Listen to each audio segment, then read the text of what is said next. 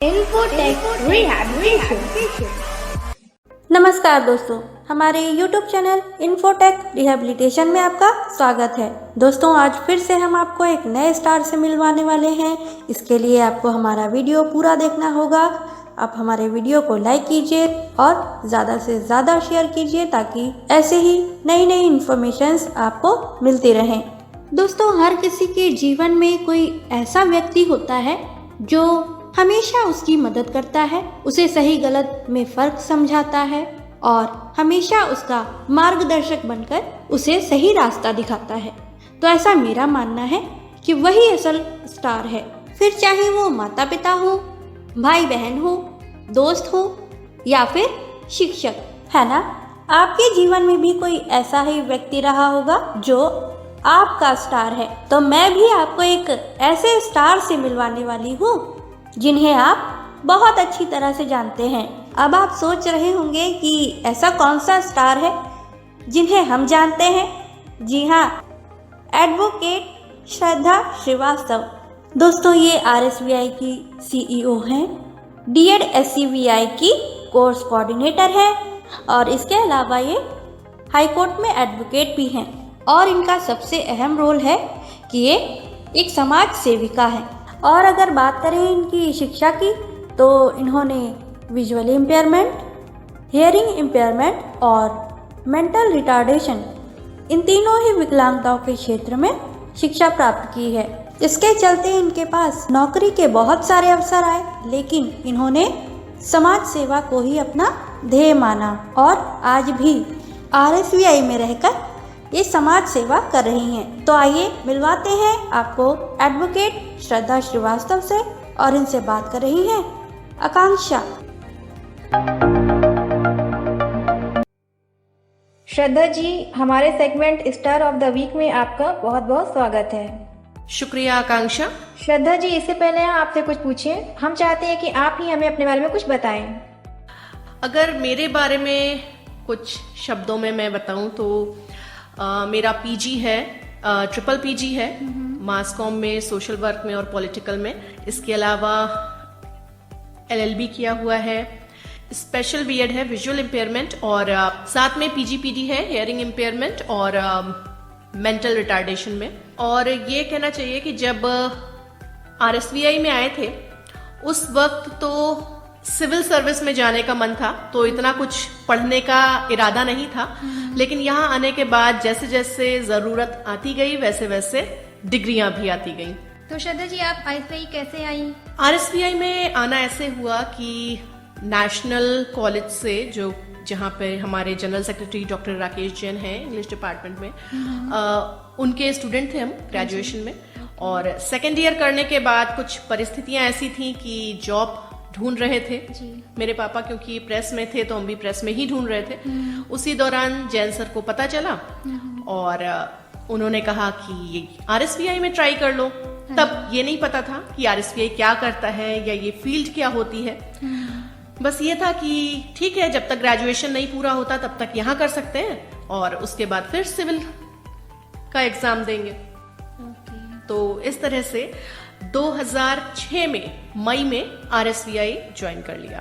तो श्रद्धा जी, जैसे आपने बताया कि आपको सिविल सर्विस में जाने का मन था, तो कैसे आप जो है इस फील्ड में आ गई? कहते हैं ना कि हर इंसान के पीछे कोई ना कोई मोटिवेशन होता है। तो कह सकते हैं कि जब यहाँ आए थे तब मेरा बिल्कुल ये नहीं था कि इसी फील्ड में रहना है। बचपन से सपना था IAS बनना है, IAS बनना है, उसी की प्रिपरेशन भी चल रही थी। और उस समय RSVI में रिकॉर्डिंग नहीं होती थी, हम लोग सिर्फ ई-टेक्स्ट का काम करते थे। तो एक स्टूडेंट था विजुअली इम्पेयर्ड, रामधारी मौर्य, वो लखनऊ यूनिवर्सिटी में ग्रेजुएशन कर रहा था, थर्ड ईयर था उसका, थर्ड ईयर था या फर्स्ट ईयर ही था उसका। तो वो आया हमारे पास और उसने बोला कि 3 साल से लगातार वो फेल हो रहा है और इस बार अगर वो फेल हुआ तो कॉलेज वाले उसे, यूनिवर्सिटी वाले निकाल देंगे। और अगर किताब हमको मिल जाती किसी ऐसे फॉर्मेट में जिसमें हम पढ़ सकते तो हम अपनी पढ़ाई कर लेते। तो वो पहली किताब थी और वो पहला बच्चा था जिसके लिए मैंने रिकॉर्डिंग की थी। उस समय हमारे पास प्रॉपर सॉफ्टवेयर या ये सब कुछ भी नहीं था, कोई सेटिंग नहीं थी, कोई ट्रेनिंग नहीं थी, लेकिन बस सिंपल रिकॉर्डर से हम लोग ने रिकॉर्ड करके उसकी बुक्स उसको दी। और उसका नतीजा ये हुआ कि first year, second year, third year, तीनों साल उसको किताबें दी हमने। उसके बाद से हम लोग ने और भी रिकॉर्डिंग शुरू की थी RSVI में, और उससे वो हर साल पास होता गया। और जब 3 साल लगातार फेल होने के बाद चौथे साल में पास होके फर्स्ट ईयर में वो हनुमान सेतु से पैदल आता था। RSVI का ऑफिस तब अवध टावर हजरतगंज में था। तो जब वो आया प्रसाद लेके और डायरेक्ट मतलब बस पैरों में पड़ गया कि मैम आपकी वजह से हम पढ़ पाए, आपकी वजह से हम पास हो गए और हम कुछ कर सकते हैं। तो मतलब एक अलग सी फीलिंग हुई उस समय। सिविल विल सब दिमाग से एकदम से गायब हो गया, और ये लगा कि सिविल सर्विस में तो सभी जाना चाहते हैं, IAS हर कोई बनना चाहता है, लेकिन ये काम कोई नहीं करता। और कितनी प्रॉब्लम है कि उन बच्चों को एडमिशन मिल जाता है, लेकिन बावजूद इसके उन्हें किताबें नहीं मिल पाती। तो अगर हम ये कर सकें तो ज्यादा अच्छा है। कहते हैं ना कि किक मिली, तो उस बात से किक मिली और बस उसके बाद यहीं के होके रह गए। तो श्रद्धा जी, जैसे आपने बताया कि आप ग्रेजुएशन कर रही थी, तो फिर आप RSVI में आई, तो ये सारी चीजें आपने कब सीखी? जैसा कि मैंने पहले भी बताया कि ग्रेजुएशन ही चल रहा था उस वक्त मेरा। तो जैसे जैसे जरूरत पड़ती गई RSVI में चीजों की, वैसे वैसे हम लोग सीखते गए। बहुत कम ही प्रोफेशनल ट्रेनिंग लेने का मौका मिल पाया, लेकिन मैंने ट्रेनिंग ली थी दीपेन सर और प्रशांत सर से दिल्ली में। और वो ट्रेनिंग तो थोड़े टाइम के लिए थी, लेकिन उसके बाद वो जो प्रैक्टिस होती गई और हम लोगों की पहली जो परफेक्ट किताब निकल के आई वो थी Rapidex English speaking course. Rapidex English speaking course जो 48 घंटे की किताब थी, आप मानोगे कि नहीं कि भारत से निकलकर वो आसपास की कंट्रीज में भी पहुंची। उसे लोगों ने बहुत पसंद किया और उसकी डिमांड हम तक अभी भी आती है। और उसके बाद बस फिर करते ही गए, और इसी के बाद जैसे जैसे हमें जरूरत हुई स्पेशल एजुकेशन में भी RSVI कुछ करना चाहता था, तो मैंने BEd किया कोरेस्पॉन्डेंस। हम लोग महसूस कर रहे थे लगातार कि हमारी फील्ड में कोई प्रोमिनेंट लॉयर नहीं है, जो बहुत सारी प्रॉब्लम्स आ रही थी। ऐसे तो ये था कि अगर लीगल एस्पेक्ट पर भी हमारा अच्छी पकड़ होती तो हम लोग कर सकते थे। तो उसी वजह से मैंने LLB किया, और सिर्फ विजुअल इम्पेयरमेंट ही मेरा एक फील्ड नहीं था, क्योंकि मुझे हियरिंग इम्पेयर्ड भी अट्रैक्ट करता था। मेंटल रिटार्डेशन बच्चों के साथ भी काम करना चाहते थे, तो इसलिए उनसे रिलेटेड भी पढ़ाई करी, ताकि थोड़ी बहुत जानकारी वहां से मिलेगी। और बाकी प्रैक्टिकल फील्ड के लिए तो हमारा लखनऊ है ही। तो श्रद्धा जी, जैसे हमें पता चला है कि आप RSVI के अलावा भी और भी चीजों से जुड़ी हुई हैं, तो उसमें आपका रुख कैसे हुआ? इंसान होता है ना, जैसे कि उसका एक चीज से मन नहीं भरता या एक चीज से पेट नहीं भरता, उसे बहुत सारी वैरायटी अपनी थाली में चाहिए। हम भी कुछ इसी टाइप के हैं शायद। तो मुझे हर कुछ अट्रैक्ट करता था, मतलब ऐसी चीजें जिन पर कोई काम नहीं कर रहा, जिनके लिए कोई काम नहीं कर रहा, तो उनके लिए मेरा करने का मन करता था। और बस हम ये चाहते थे कि कोई ऐसा ना हो जिसके लिए हम कुछ कर नहीं पा रहे। तो इसी वजह से, और RSVI में तो मेरा पहला प्यार कह सकते हैं कि RSVI मेरा पहला प्यार है, और हमेशा यही रहना है, किसी भी रूप में हमेशा यही रहना है, जुड़े रहना है। लेकिन RSVI का थोड़ा सा लिमिटेशन है कि हम केवल डिसेबिलिटी सेक्टर में काम करते हैं, और इस वजह से मेरा जो जानवरों के प्रति काफी लगाव है। अच्छा। उनकी तकलीफ नहीं देख सकते, तो इसलिए एक संस्थान है जीवाश्रय नाम से, जो स्ट्रीट एनिमल्स के लिए काम करती है, उससे भी जुड़े हैं। और सड़क के जानवरों के लिए परमानेंट उनके इलाज का सामान मेरे पास रहता है, मेरे घर पे भी रहता है, तो उनका इलाज करना। उसके अलावा हाई कोर्ट में प्रैक्टिसिंग लॉयर भी है, लेकिन कोशिश रहती है कि इसी फील्ड के केस ले, ताकि RSVI के कामों पे असर भी ना पड़े। और भी कई सारी संस्थाएं हैं, जैसे लायंस क्लब लखनऊ, इंटेलिजेंसिया है, उनसे जुड़े हैं, क्योंकि उनसे जुड़ने के बाद आपका एरिया बढ़ जाता है कि आप किसी भी फील्ड में काम कर सकते हो। इस वजह से उनके साथ है। लखनऊ का जो व्यापार मंडल है, उनके साथ भी जुड़े हैं, क्योंकि कई सारे व्यापारी भी सोशल वर्क करते हैं, तो उनके साथ भी हम लोग जुड़कर करते हैं। इस तरह से और भी कई संस्थाएं हैं जिनके साथ जुड़ाव हुआ। ओल्ड एज के लिए हम लोग काम करते हैं, पर्यावरण के लिए काम करते हैं। मीन्स मेरा ये मानना है कि जो सामने दिखता है उसके लिए काम करना है। अकेला इंसान कुछ नहीं कर सकता, इसलिए हम लोग को जरूरत होती है कि अलग अलग संस्थाओं से जुड़े, लोगों की जरूरत के अनुसार उनके लिए काम कर सकें। और श्रद्धा जी, मैंने ये भी सुना है कि आप एक साथ 3 रेडियो चैनल पे काम करती थी, तो आप कैसे मैनेज करती थी? इसमें आपका क्या एक्सपीरियंस रहा? जैसा कि मैंने बताया कि मेरे पिताजी प्रेस से थे, तो हम लोगों का बैकग्राउंड मीडिया से ही था। और बचपन से ही जब आकाशवाणी और विविध भारती सुनते थे, तो तब से था कि हाँ, रेडियो में ट्राई करना है। और मुझे न्यूज़ में सबसे ज़्यादा इंटरेस्ट आता था। और RSVI ही वो प्लेटफॉर्म या गुरु कह सकते हैं, क्योंकि उससे पहले हम लोग मैंने भी कहीं ट्रेनिंग नहीं ली है RJ की। लेकिन RSVI में जो किताबें रिकॉर्ड करते करते एक्सपीरियंस हुआ, चीज़ों को सीखा, तो उसके बाद शायद आवाज़ पे इतना असर आया कि उसको रेडियो लायक लोगों ने माना। तो मैंने सबसे पहले CMS कम्युनिटी रेडियो में काम किया। उसी के साथ साथ फिर FM हम लोग ने ऐसे ही ट्राई किया था और मेरा सिलेक्शन हो गया। मुझे उम्मीद नहीं थी, लेकिन फिर भी हो गया। उसके अलावा CMS के साथ FM रेनबो में और आकाशवाणी में भी मैंने काम किया। लेकिन ये है कि एक जो चाहिए था कि रेडियो में आना है वो तो आ गए, लेकिन हकीकत यह है कि जो मज़ा यहाँ पे किताबों को रिकॉर्ड करके आता है, वो मज़ा कभी भी रेडियो चैनल में काम करके नहीं आया। क्योंकि यहाँ पर एक किताब आप रिकॉर्ड करते हो तो आपके दिमाग में कहीं ना कहीं ये होता है कि ये बहुत सारे बच्चों तक पहुँचेगी जिनको इसकी ज़रूरत है, इसी के आधार पे वो पास हो सकते हैं। और यहाँ पर स्वतंत्रता भी है कि आप कैसे रिकॉर्ड करते हो, क्या करते हो। और रेडियो में बंद जाना होता है कि आप ऐसे प्रोग्राम कर रहे हो, वैसे प्रोग्राम, तो वो शायद उतना मजा नहीं आया। तो मैंने किया तो काम, लेकिन 1-1.5 साल में ही वहां सबसे छोड़ छाड़ के आ गए। और वो सब पार्ट टाइम था। RSVI को छोड़ के कहीं नहीं किया था, साथ में ही किया था। लेकिन हाँ, मजा यहाँ आता था उस समय भी, इसीलिए रेडियो चैनल सारे छोड़ दिए थे। तो श्रद्धा जी, NGO एक ऐसा प्लेटफॉर्म है कि जहाँ पे लोग ट्रेनिंग लेते हैं और भी जगह जाते हैं, अपना जॉब करते हैं। तो आपको कभी ये ख्याल नहीं आया कि हमें भी यहाँ से निकलना चाहिए? सच बोलूं तो बिल्कुल नहीं।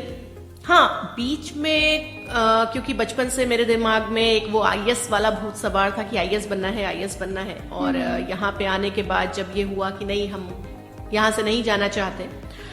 लेकिन उसके बाद भी जब भी किसी IAS से मिलते थे और उसको उसकी कुर्सी पे देखते थे, वो कुछ भी मेरे से बोले मुझे सुनाई नहीं देता था, क्योंकि उसकी कुर्सी दिखती थी। और ये लगता था कि शायद मैंने अगर ट्राई किया होता तो हम भी IAS बने होते। लेकिन उसके बाद क्योंकि कई बार मौके ऐसे आए कि हम लोगों को IAS PCS लेवल के लोगों को ट्रेनिंग देने के लिए जाना पड़ा, डिसेबिलिटी सेक्टर की। तो जब ये हुआ तो, और फिर ये भी दिखा कि बहुत सारे क्योंकि कई IAS मेरे फ्रेंड्स हैं और अच्छे जानकार भी हैं, तो ऐसा लगने लगा कि वो लोग भी स्वतंत्र नहीं हैं। जिस स्वतंत्रता से हम यहाँ पर RSVI में काम कर पा रहे हैं, लोगों की नीड्स पूरी कर पा रहे हैं, शायद अगर हम सिविल सर्विस में या किसी भी गवर्नमेंट जॉब में, कई बार ऐसा हुआ कि मुझे ट्राई करना बहुत पसंद है, तो मैंने कई सारे गवर्नमेंट जॉब्स के लिए ऐसे ही इंटरव्यू दिया था, मतलब टेस्ट वेस्ट दिया था, 1-2 में मेरा सिलेक्शन भी हुआ था। लेकिन गए इसलिए नहीं क्योंकि जो फ्रीडम यहाँ मिलती है वो फ्रीडम कहीं नहीं मिलती, ना गवर्नमेंट जॉब में मिलती है और ना ही सिविल सर्विस अगर उसमें हम जाते तो होती। और यहाँ आके जो सेटिस्फेक्शन होता है, मुझे लगता है कि अब शायद श्रद्धा और RSVI एक दूसरे के सिनोनिम बन गए हैं। तो वही ना कि कैसे आप उससे अलग हो सकते हो जिसने आपको बनाया। आज जो भी है, जहां भी हम खड़े हैं, जो भी लोग मुझे जानते हैं, जैसे भी जानते हैं, सिर्फ RSVI की वजह से जानते हैं। और RSVI ने वो सेटिस्फेक्शन, वो चीजें मुझे दी हैं जो शायद किसी और जॉब में नहीं मिल पाता। तो जब आप सेटिस्फाइड हैं तो आपको दूसरी जगह जाने की जरूरत ही नहीं पड़ती। बिल्कुल सही बात है। तो श्रद्धा जी, जैसे आप इतनी सारी बुक्स रिकॉर्ड करती हैं, आपकी आवाज लोगों तक पहुंचती है, तो आपको कैसा फील होता है? ये तो ऑब्वियसली अच्छा लगता है कि मेरी आवाज इतने लोगों तक पहुंचती है। और ये भी ईश्वर का शुक्रिया अदा करना चाहते हैं कि हाँ, उन्होंने शायद मेरी आवाज को इस लायक इसीलिए बनाया ताकि बहुत सारे लोगों के काम आ सके। और मुझे ये भी फील होता है कि हाँ, मेरी जो देखने की क्षमता है उसके लिए भी ईश्वर को शुक्रिया अदा करना चाहते हैं, क्योंकि बहुत सारे लोगों की आंखों का काम मेरी आंखें करती हैं। तो अच्छा लगता है। लेकिन हाँ, जब लोग तारीफ करते हैं तो अच्छा नहीं लगता है, या इसको रिकॉग्निशन मतलब अवार्ड वगैरह मिलता है, आपको बताऊं कि 2013 में हाँ जी, मुझे यूपी गवर्नमेंट की तरफ से स्टेट अवार्ड मिला था। क्या बात है। और सब लोग बहुत वो थे कि हाँ इतनी कम उम्र में एक फीमेल को मिला और वो भी साइटेड फील्ड में, तो सब चीजें थी, सब जगह से बहुत अच्छा वो आ रहा था। हाँ जी, लेकिन हम उसकी वजह से कई दिनों तक डिप्रेशन में चले गए थे, क्योंकि मुझे लग रहा था कि शायद अभी हम उस लेवल तक नहीं पहुंचे हैं, उतना नहीं कर पा रहे हैं लोगों के लिए, और रिकॉग्निशन की जरूरत नहीं है। अब तो इवन अवार्ड लेना ही बंद कर दिया है, मना कर देते हैं लोगों को, क्योंकि अवार्ड लेने से एक तो लोगों ने अवार्ड का वो बना रखा है कि मतलब धंधा पानी, हाँ जी, हाँ जी। और दूसरी चीज ये कि मतलब अच्छा नहीं लगता है, मतलब कोई आपको सामने कह रहा है आप ऐसे हो, आप ऐसे हो, इस तरह से हो, उस तरह से, तो वो नहीं अच्छा लगता है। हाँ, बस एक चीज की खुशी होती है कि अगर मेरे तक कोई बच्चा पहुंचा और हम उसकी जरूरत पूरी कर पा रहे हैं, तो वो मेरे लिए काफी है। अगर वो उसका काम हो गया, या जो भी पर्सन मेरे पास उम्मीद से आया है, क्या उम्मीद से नहीं भी आया है और वो परेशान है और उसके लिए हम कुछ हेल्प कर पा रहे हैं, और अगर उसमें सक्सेस मिल गई, हाँ जी, बिल्कुल, तो वो मेरे लिए अवार्ड काफी है, और उससे ज्यादा कुछ नहीं चाहिए, और उससे ज्यादा कोई पॉपुलैरिटी भी नहीं चाहिए। तो श्रद्धा जी, आप इतने अच्छे काम करती हैं, तो हमारे जो लिसनर्स हैं, आप उन्हें क्या मैसेज देना चाहती हैं? अच्छा काम करते हैं ये तो नहीं पता, लेकिन हाँ, जब से इस फील्ड में आए हैं 2006 से,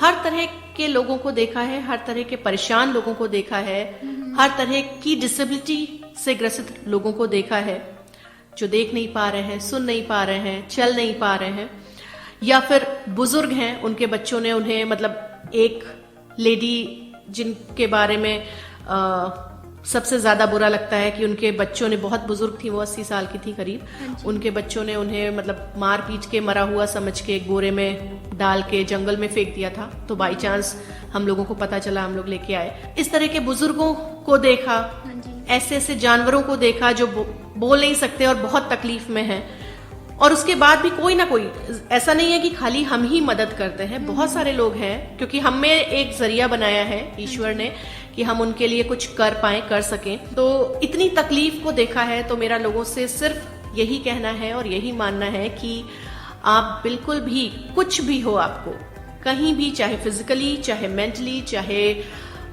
सोशली या इकोनॉमिकली, किसी भी तरीके से आप वीक हैं या कोई भी प्रॉब्लम है, तो आपको हारना नहीं है, डरना नहीं है, लड़ना है। रास्ते अपने आप मिलते जाते हैं, क्योंकि मेरा मानना है कि लोग जिस हाल में मरने की दुआ करते हैं, हमने उस हाल में जीने की कसम खाई है।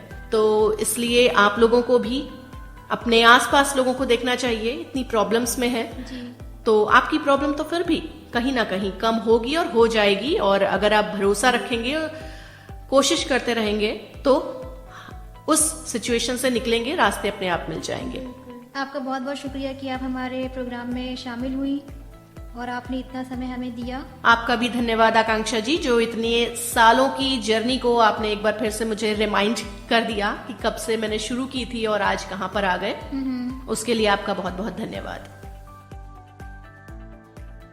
तो दोस्तों, आज हमने मुलाकात की एडवोकेट श्रद्धा श्रीवास्तव से। फिर मिलेंगे अगले हफ्ते एक नए मेहमान के साथ। तब तक के लिए नमस्कार।